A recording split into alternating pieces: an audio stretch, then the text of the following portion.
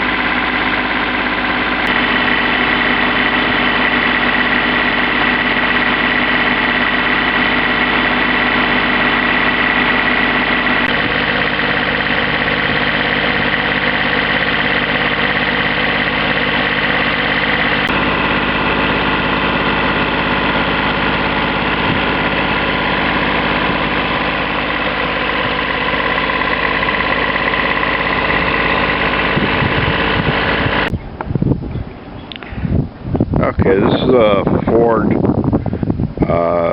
LGT14D diesel lawn and garden tractor I picked up. It has a good sized snow blower on the front of it.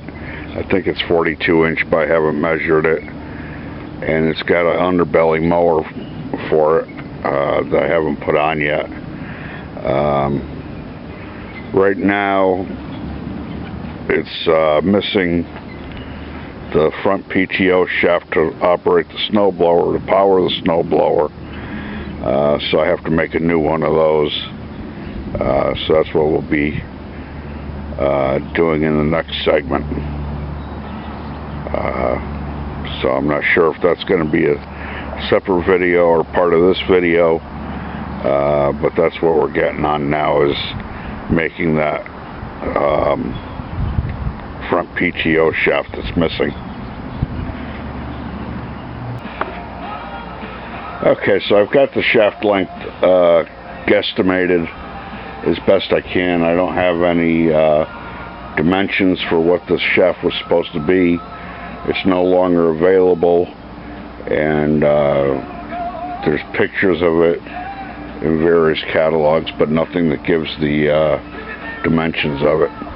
So I've got it set up in the Kalamazoo bandsaw, and I get that cut off, and then I'll put the three pieces together: the slip shaft, the spline end that locks onto the output shaft of the tractor, and the conversion U-joint. So we'll get this cut off and see how close we came to what we need.